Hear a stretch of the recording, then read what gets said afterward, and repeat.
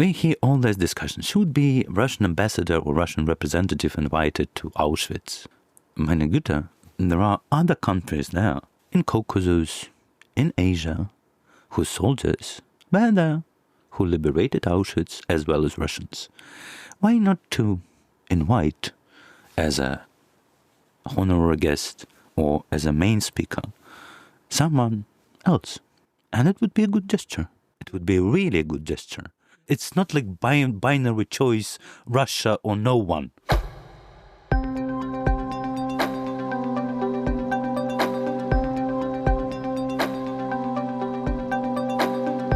Welcome to a new English language episode of Geschichte ist Gegenwart, the History and Politics podcast of Körber-Stiftung. We are dealing with the multiple ways in which the past matters for current affairs. I am Gabriele Woidelko and I will be your host for the next approximately 40 minutes.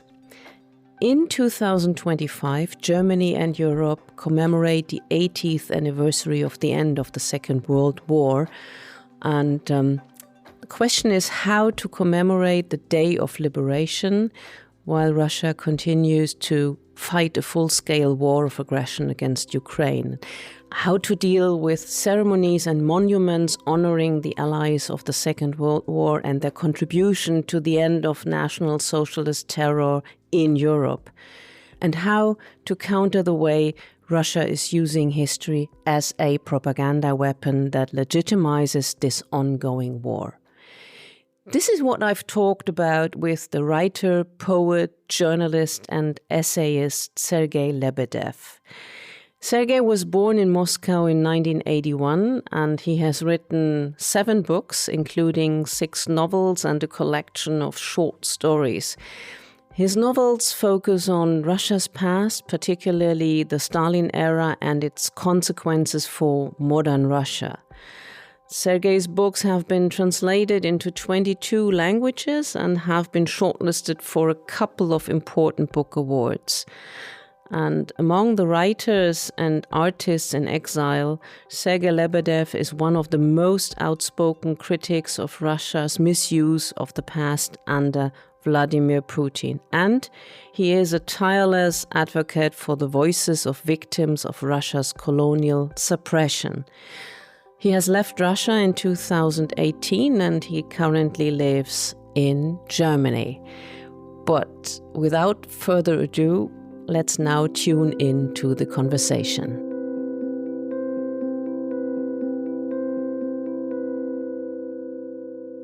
Dear Sergei, welcome to the History and Politics podcast of Körber-Stiftung. Dear Gabriele, thank you for invitation. I'm glad to be here. We are speaking to each other shortly after the 80th anniversary of the end of the Second World War. In Europe. In Europe, exactly. Thank you for adding that, in Europe. But before we come to the commemoration ceremonies and the parades that we've seen, and before we talk about the way Russia uses the legacy of the Second World War for its current war of aggression against Ukraine, I have a very simple question. When did the Second World War start for the Soviet Union? When I was a Soviet kid, I was for 10 years. The answer would have been absolutely simple. June 22nd, 1941. Okay, but now you are not a Soviet kid anymore. And now I'm not a Soviet kid anymore, and I can say, it's September 1939, and this is the main point and the main problem for the Russian memory about the Second World War. Could you explain a bit what exactly the problem is about? The problem is very simple, that for approximately 22 months before the June 1941, Soviet Union and the Nazi Germany were faithful allies. And this is the moment which we, as Russians or the Soviets before, would like to forget.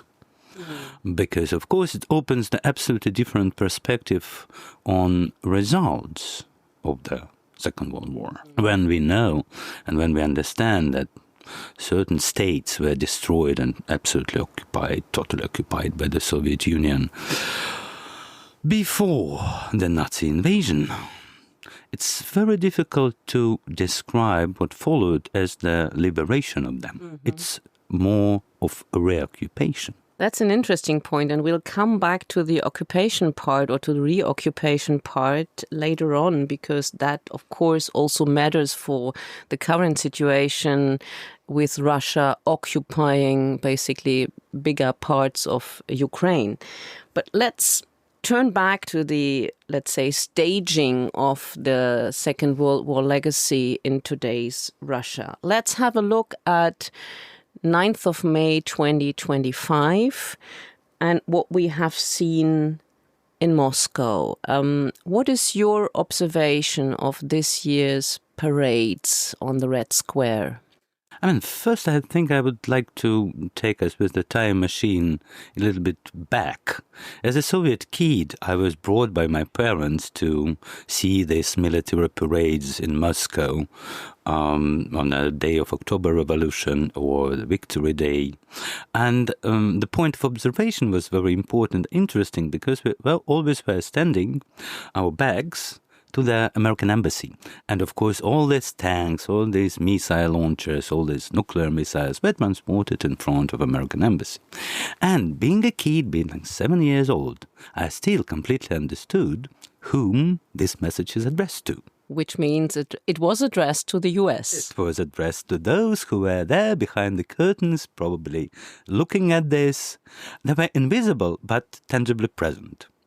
And being a kid, I really felt proud, immense might, and display of this might, which I'm also a part of.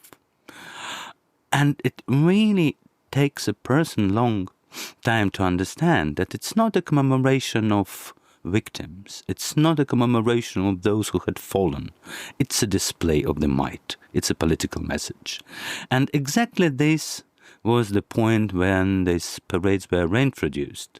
I mean, we lived throughout the 90s barely without the parades. When have they been reintroduced? I think it's already the 2005, the 50th anniversary, and then they became more frequent, and then every year. Mm-hmm. And also, I had quite a bizarre memory of military parade on May 2014. Yes, which was... That was after the annexation of Crimea. It was already after the annexation of Crimea, already after the invasion in the east of Ukraine.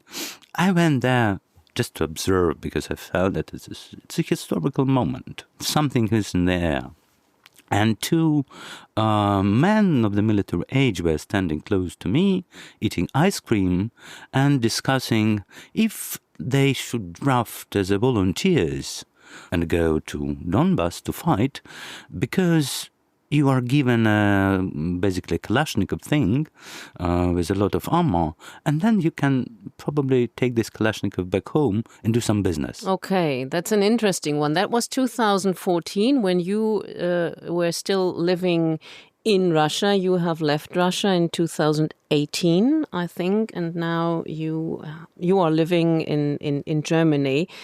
So what is the difference between 2014 and 2025? Obviously, yes, you could not observe the parade yourself in Moscow, but I'm sure you have probably observed the screenings on TV and the news. So what would you say? What has changed? I would say that it would be important not to observe the parade on Red Square itself, which is really made in a similar way every year. Maybe not even the list of the guests on the tribunes. But what happens on the periphery? How this parade is replicated in hundreds or probably thousands smaller parades in the provincial towns and cities. And it is there where you see the degree of absurd and the degree of military mobilization, because there it's all makeshift. It's not like the tanks are rolling. It's the children sitting in the tanks made of, packages, being drawn by their own parents And this is grotesque, of course, but there you can really observe the perversive meaning of this day, because you cannot commemorate anyone the way it is done in the periphery. It became really a makeshift amateurish display of the same power mobilization and hatred. But in the forms which betray, it's complete loss of meaning. It is just a display of old symbols which lost their any sort of significance except the sheer display of power. Okay, that's interesting. If we look into the periphery, but let's move back to Moscow a bit, because we started our conversation when you told us the story about you being a Soviet kid and observing or feeling that it was not about commemoration at that time, but about display of might and power.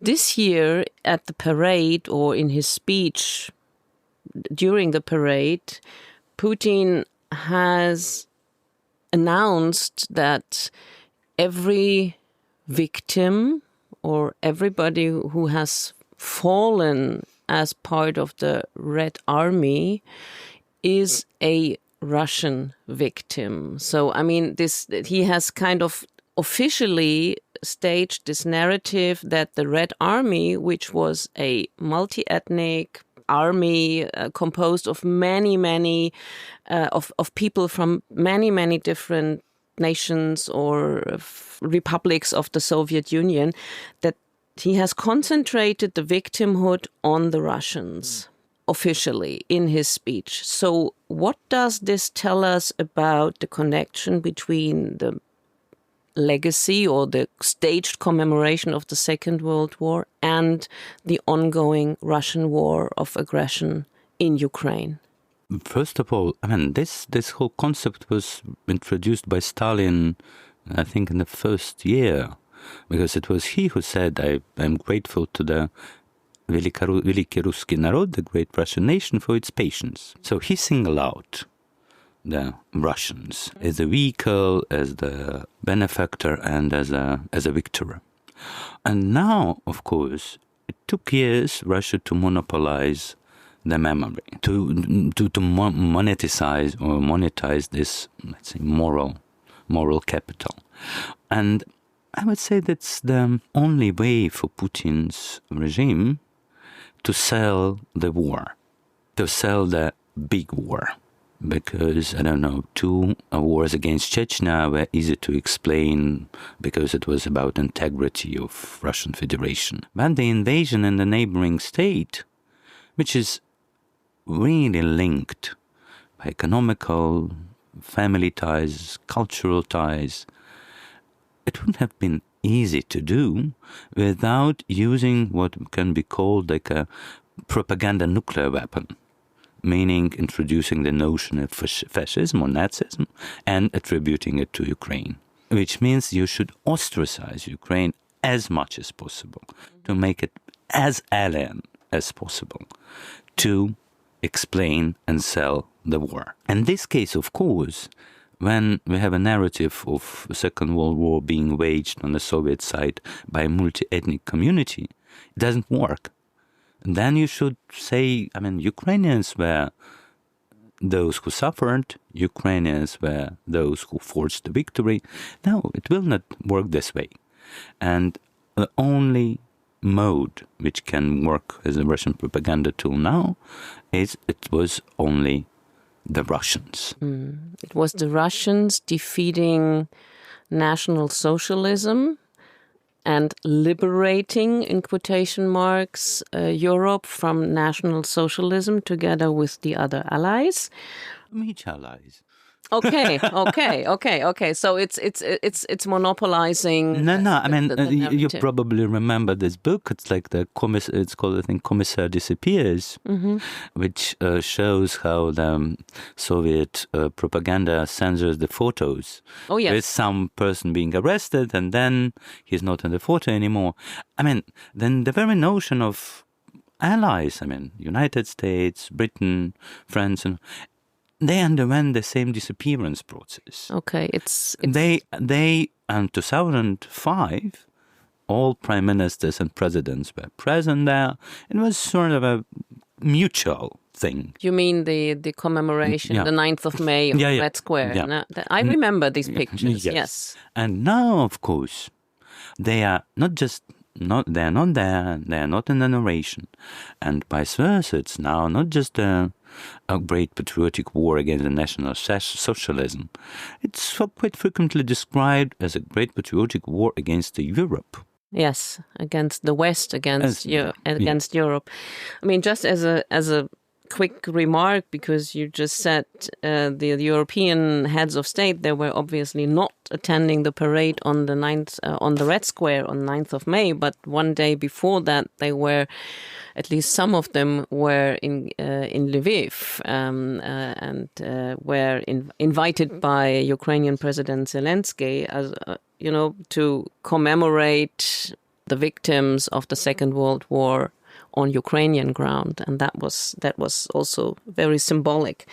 But what you describe about monopolizing, or Russia monopolizing the memory and the commemoration of the Second World War, that creates a problem for Germany to a certain extent, because, well, when Germany celebrates the liberation from National Socialism each year on the 8th of May in the Bundestag and elsewhere, it has become more and more difficult, and we struggle with this memory, because Russia has been an aggressor now for more than 10 years, at least since 2014 with the annexation of Crimea.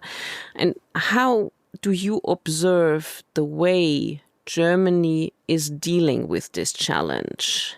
Maybe I'm not the best or the most enlightened observer, but I don't think that Germany is really dealing with this. Germany is stuck in a perfectly made trap. Which means what? Which means that what I would say that it's really difficult to discern between two things. The military defeat of the Nazi regime, which was achieved by military means and resulted in liberation from Nazis. That's true, yeah. Yes. This is the military story, and it should be described and told in the military terms. It's not about politics, it's about military. And the political story is absolutely different. But what was always the main Soviet thing is to tell, in this case, the military story is a political story. But the political story is different. Political story is the story of conquest and occupations. Okay, you have to explain that a bit more. I mean, it was not necessary for the military defeat of Nazis to occupy and subjugate all the nations which states or which lands the Red Army was passing on the way to Berlin. It's somehow, I mean, history justifies itself, and we see the way it happened. But no military means requested this. No military goals requested this. And in no way this goal can explain why then for 50 years so many nations, some of them like Poland, were fighting Germany from the very first day, ended up in occupation regime. I mean, we can discuss what sort of occupation and so on, but in unfreedom, in injustice, in imposed from above light or heavy political dictatorships. And these two things are not corresponding.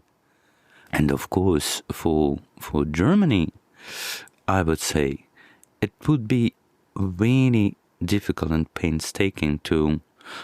you cannot reverse this. You cannot say it was not a liberation.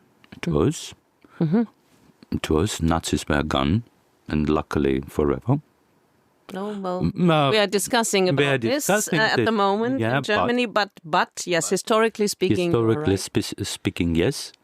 But then the next story starts. The story of Eastern Germany. The story of Eastern Germany was honestly, by no means, is justified by the goal, the military goal to defeat the Nazis. You cannot justify one thing by other. That's interesting, because what you are referring to is obviously the post-Second World War order or security order in Europe, where we see a kind of Cold War arrangement that separates Europe into so-called spheres of interest, and the Warsaw Pact and the Soviet Union on the one side, and then the West and on the other side. I would say honestly that maybe it's not the role of Germany to start and push this conversation. Germany maybe could wait, but Poland, Baltic states, they could be leading here. But don't you think that, at least from my point of view, from my observation, Germany has been waiting? You have said Germany is stuck. Germany has been waiting for many, many years, did not start this conversation. But if I look to, let's say, the Baltic states and Poland, but explicitly the Baltic states that very early came up with this plea to commemorate the Soviet occupation of their countries in an adequate way. I mean, they have been talking about this for years, at least for 15 years, if not more. And the question is, you said Germany can wait, but wouldn't it be appropriate for Germany now to come to terms with that and to listen to these stories and to integrate these stories into our own conversation even more? I would say that it's not just for Germany, it's for the general west of Europe. Because Germany, at least a part of Germany, knows very well what it was. Maybe we cannot really formulate this now or express, but at least some people know and remember. But then, further to the east and south, starts the zone where these voices are not really present. And I would say that the whole thing would be more of offering some transnational and continental narration which unites everyone in Europe. Because this is the gap or the rift or a rupture between those who experienced and those who had not. And of course the Baltic states were ridiculed for many years. And you're just small nations who don't feel secure, you're overreacting. But the thing is that, I would say that should be a sort of concert action. Maybe someone like Germany provides means and, tools, while the other voices are given more space and role. But when just one country speaks, when it's just a museum in Vilnius, it doesn't work. It should work. It should be a sort of a joint narrative, sort of a shared experience. I cannot refrain from referring to Anne Applebaum's Iron Curtain. This is the best, I would say, example how the story could and should be told. But this is just only the book. We should have a museum of Iron Curtain. Or at least a broader narrative and understanding. I would like to ask you, because, what is, or where do you see the role of Russian actors in this? This shared commemoration, retelling the story of the Iron Curtain. What are the Russian actors who should be involved in this? Is it all the exiled intellectuals? Is it writers? Is it historians? Because obviously inside Russia at the moment it's very challenging, if not impossible, to speak freely about this, to speak freely about the war. So who can play a role? I mean, geographically, we have sort of a theoretically good start, because a lot of people who are in exile are living exactly in the countries we are talking about. It's Poland, it's Lithuania or Latvia or Estonia. They are there already. Mm-hmm. And I know and I feel that there is still quite a uncomfortable and bad understanding from their side. Why actually they are so suspicious? Mm-hmm. Why are they treating us with such a demand? But at the same time, it's a moment when you can really start learning if the broader narration is offered. Because we failed not just to recognize the Soviet crimes within the Soviet Union. It was theoretically and legally they were recognized. And in the beginning of the 90s, some laws were passed. We have juridical definitions. Even Mr. Putin sometimes, when he have a good spirit, refers to the 1937 to Stalinist crimes. Stalinist crimes. He says we cannot repeat this, and so on. These are. It's not the narration. This narration still stands, even in war circumstances. But the external aggression, the external crimes, the external occupation is just lost, forgotten, and it's not in the mental map. I think Levada made a... Levada, which is the polling institute, yes. Made an inquiry before the full-scale invasion, or maybe even before the annexation of Crimea. They simply asked by a broader audience, do you think that the Soviet presence, Soviet occupation of the 3 Baltic states was really an occupation? And the answer, yes, was 2 or 3%. 2 or 3%? Wow. Yeah. Okay. I mean, it's a very telling thing.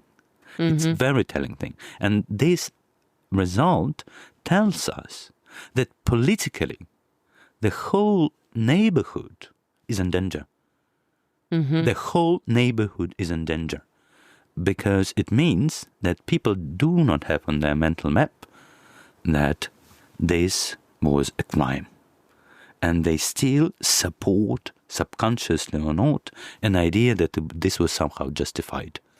And if it was justified before, it would be justified once again. So that means you would say that if we look inside Russia, if we look at the, let's say, Russian people in this very broad sense, there still is a strong support of the imperial Russian concept or idea. Is it the legacy? Is it the poison of imperialism, or what is it? Or is it simply not being aware that of occupation as a crime? I wouldn't define this exactly as a legacy of imperialism, because this would mean that people are like consciously in imperial mode of thinking. They're subconsciously there, mostly.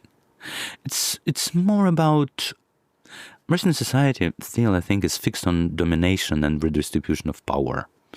It's also the feature of the Russian culture, which I observe a lot. Who is in charge? Who is the main poet? Who is the biggest? Who actually holds power? It's the vertical of power. It's the vertical of power. And I would say that it's more about this complex of superiority, which offers reimbursement for any troubles of living in Russia. And recently I heard very good definition by Stefan Ingvarsson, who said, I mean, we can define the borders of Ruski Mir, where it comes and goes. The Russian world. As a territory where the value of the human life suddenly decreases. Okay, this means, this is enlightening, because this sheds light on what you just said before, that the whole neighborhood is in danger. That's the first thing. And the second thing is that this sadly also goes for Ukraine, because I think it's still 30% of the Ukrainian territory occupied by Russia. And in these occupation zones, I think we can summarize very briefly, human life does not count anything, right? Yeah, and it's not just, like occupation where another army enters, I don't know, but still the local police functions. It's just about who is in charge somewhere on the top. It is occupation. It's the same regime Soviets introduced, meaning the secret police is already there for years, meaning all the locals are inferior. They have to obey. And meaning that the whole political, cultural and national landscape is transformed in a very brutal way, which aims to make it the part of Russia. And it's not just the ordinary life, but under the other umbrella. It's not an ordinary life in any sense. And this, I would say, is the most important message for the broader audience in Europe, which can be only proven by sharing the experience of those who were under the Soviet occupation, who know exactly how it works, who know exactly what a pain, suffering, and injustice it causes, and how long it takes to deal with the consequences. Because, of course, it means also that the Russian settlers are brought in, that the Russian language is introduced, that the Russian monuments are built, and its full-scale dominance exercised by every channel possible. And then, when somehow Russia leaves, this infrastructure stays. And it can be reactivated, it can be referred to, and still stands as an infrastructure of dominance. So this means if now, politically speaking, in these days, we have calls between US President Trump and Vladimir Putin, and we have Ukraine and European heads of state somehow involved in talks about armistice, if at all. This means the legacy of this war, independent of what kind of arrangement there will be, the legacy of this war will last for how many generations? What do you... May I offer an imaginable example? Yes, please. Yeah, but really like a tough one. Because what we know, of course, that since 2014, the whole generation had grown up under the occupation. And these people were drafted to the Russian army. And they were sent to the front line to fight against their countrymen. Imagine yourself a war between Eastern and Western Germany. A war. Not a standstill, not a cold something. A war. And how and when. And me being drafted, let's say. Yeah, how and when then their reunification will come. We have an open wound. And we honestly, as intellectuals or historians, we do not know how to heal this. We do not know. We only right now can say that the worst possible experience of the 20th century is being reintroduced. And we were not able to deal with this back then. Because we had when the Soviet socialist camp collapsed, Russians went free. Nobody asked any tough questions. It was just taken for granted. It's good that the tanks are moving back east, the troops are moving east, and okay, let them go. No hard questions asked. And also Russians took this for granted. I mean, I've heard a lot of stories when I don't know Russians coming to Poland or Czech Republic, and suddenly they are surprised that some of the local people ask some questions. What are you talking about? We had withdrawn. This was a gift to you, bastards. And there was a very small space for dialogue. There was a very small space for understanding. But I would say that this understanding could start, at least potentially, again, repeating the thesis, with those who are now in Europe, with those who somehow are sharing the experiences of those who fled Lithuania or Poland, who were seeking asylum in Sweden or in France. It's at least a potential situation where you can compare and learn. If those who are now in Europe, you mean intellectuals who have left Russia, the whole spectrum of those who left Russia. Yeah.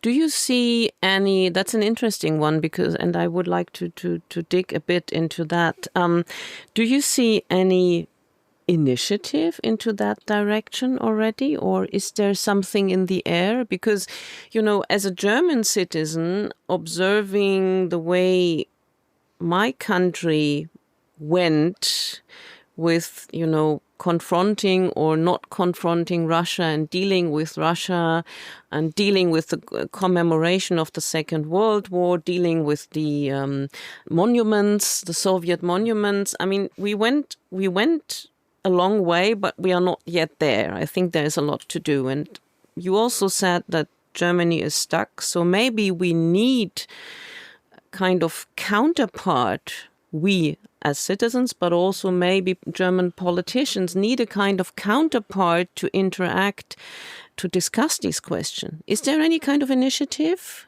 Whom could they call? Me. Okay. Yeah, but I mean, we spoke about the end of the war in Europe. Yes.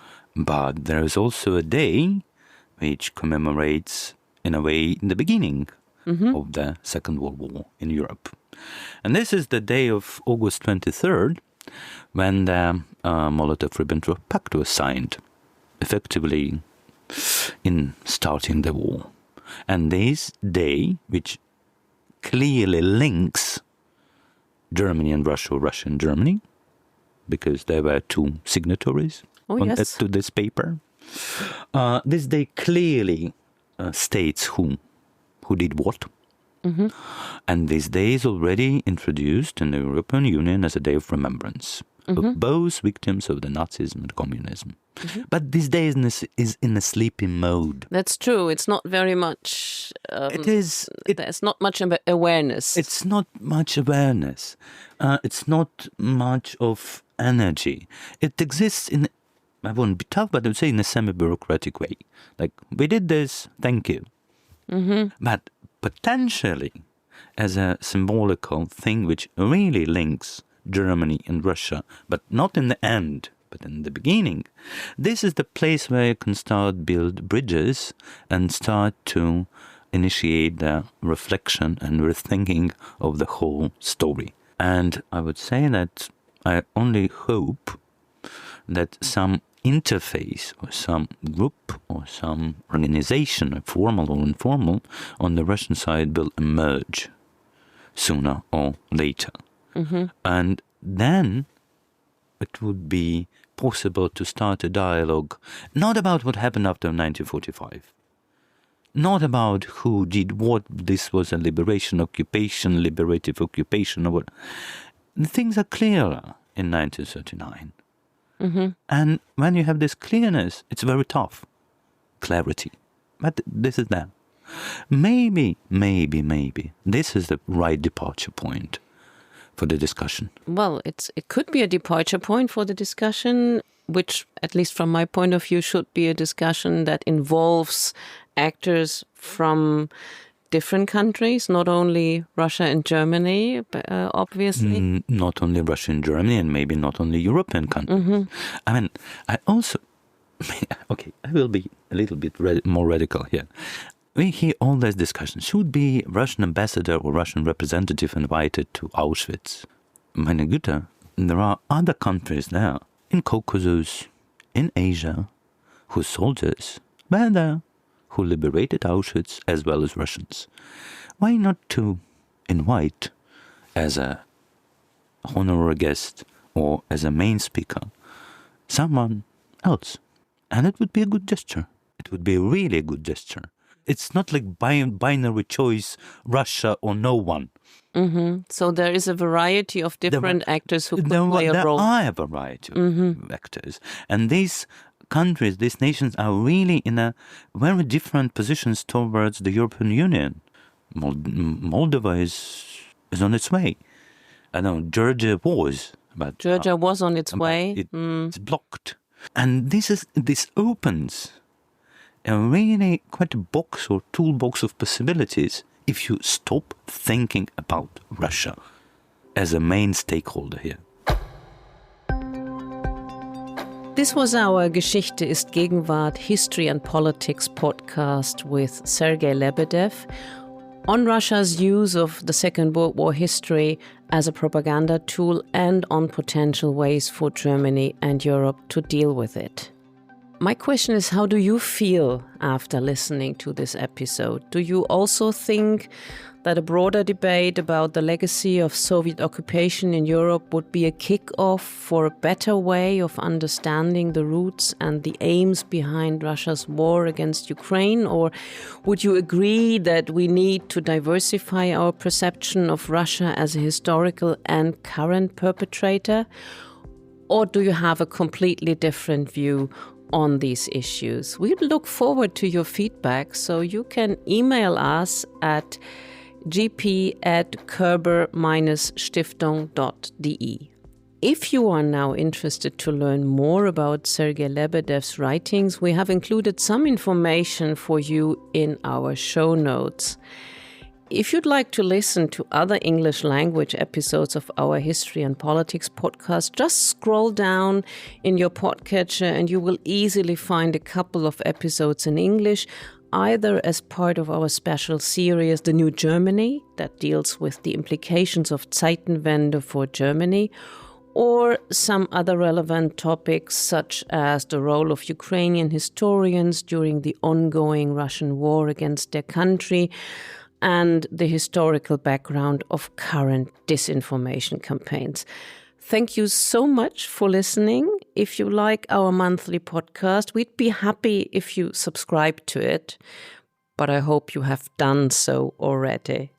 We'd be happy if you'd recommend us to others, of course. If you are interested in the work that we are doing at our History and Politics department at Körber-Stiftung, please check out our website at Körber-Stiftung.de, and there you'll find our department listed separately. Stay tuned for our next episode coming in June, dealing with the current state crisis in Bosnia-Herzegovina and dealing with the question whether that finally ends the Dayton Agreement. For now, stay tuned, all the best, tschüss and goodbye from Hamburg.